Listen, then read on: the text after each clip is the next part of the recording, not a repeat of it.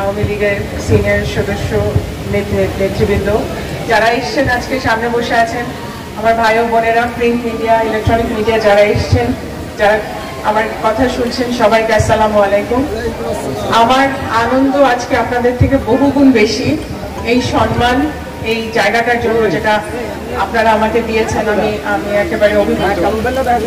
আমি বক্তব্যের শুরুতেই স্মরণ করছি হাজার বছরের শ্রেষ্ঠ বাঙালি, আমাদের পরম প্রিয়, আমাদের নেতা বঙ্গবন্ধু শেখ মুজিবুর রহমানকে।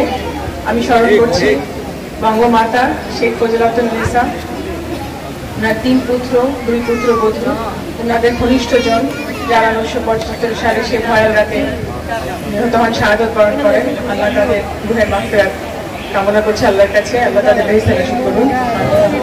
এবং আমি স্মরণ করছি 4 জাতীয় নেতাকে যারা কারাগারে নিষ্ঠুরভাবে, নির্মমভাবে নিহত হয়েছেন। আমি স্মরণ করছি সেই 30 লক্ষ শহীদকে যাদের বিনিময়ে, যাদের মৃত্যু আমাদেরকে অ্যাকচুয়ালি দিয়েছে এই স্বাধীন বাংলা, যেখানে আমরা আজকে আপনি আর আমি স্বাধীনভাবে বসবাস করছি। সেই 2 লক্ষ মা বোনদেরকে যারা সম্ভ্রমায় স্বাধীনতার মূল্য দিয়েছে, আমি তাদের সবাইকে স্মরণ করছি। আমি ধন্যবাদ জ্ঞাপন করছি আমাদের পরম প্রিয়, আমাদের নেত্রী, আমাদের পথ প্রদর্শক জননেত্রী বঙ্গবন্ধু কন্যা শেখ হাসিনাকে এবং ওনার বলিষ্ঠ নেতৃত্বকে, যেখানে বাংলাদেশ ডিজিটাল বাংলাদেশ হয়ে স্মার্ট বাংলাদেশের পথে চলছে এখন। ওনার আদর্শে, ওনার অভিভূত, আমি ওনার আদর্শে, ওনার চলার পথকে, ওনার বিশ্বাস, ওনার দৃঢ়তাকে আমি আমার উৎসাহ মনে করি এবং সেটাতেই অনুপ্রাণিত হয়ে আমি আমার বাবার হাত ধরে রাজনীতিতে আসি। আমি রাজনীতিতে অত্যন্ত নতুন, অত্যন্ত নবীন, আমি বুঝি অনেক কম, কিন্তু আমি দেশবাসী হিসাবে, দেশের নাগরিক হিসাবে আমি উন্নয়ন বুঝি। উনি যে আমাদেরকে সম্মানটা দিয়েছে, উনি উন্নয়নের যে যতটুকু ধারা বজিয়ে রেখেছেন, যেখানে দেশকে নিয়ে এসেছেন, আমি সেটা বুঝি। আমি অত্যন্ত গর্বিত এবং ওনার কাছে কৃতজ্ঞ যিনি আমার বাবাকে এমন একটা জায়গায় এনে দিয়ে রেখেছেন এবং সেই দায়িত্ব দিয়েছেন যেখান থেকে আমার বাবা সকল দেশের সকল পরিকল্পনা, সকল নতুন পথ চলার এই অঙ্গীকারকে উনি পূর্ণ করতে পারেন। উনি প্রধানমন্ত্রীর সাথেই থাকেন, ওনার সাথেই সমস্ত প্ল্যানিং, ভবিষ্যৎ বাংলাদেশের সবকিছু ওনাদের সাথে, ওনার প্ল্যানিংই হয়।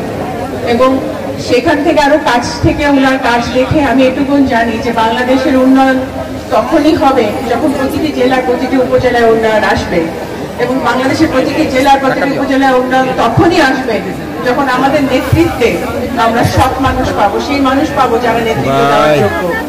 আমি সেখান থেকেই আজকে আপনাদের সামনে এসেছি। আপনারা জানেন আমার শ্বশুরবাড়ি রামগঞ্জ, আমার অত্যন্ত প্রিয় জায়গা। আমি আমার শ্বশুরবাড়ির অত্যন্ত আদরের দুলালি। আমি আমার নিজের এলাকাতেও এই কথা বলি যে খুব কম হয়তো এত ভাগ্যবান হয় মেয়েরা যারা বাবার বাড়িতে এই পরিমাণ এবং শ্বশুর বাড়িতে এই পরিমাণ সম্মান পেয়ে থাকে। আমি আপনাদের কারণে আমি সেই সম্মানটা পাই, এবং এর বদলে যদি আমি আপনাদের জন্য কিছু করতে পারি, যে আমি আমার জায়গা থেকে আমি আপনাদের জন্য, আপনাদের উন্নয়নের জন্য, আপনাদের এলাকার জন্য কিছু করতে পারি, আমি সকল সময় সেটাতে সচেষ্ট থাকবো।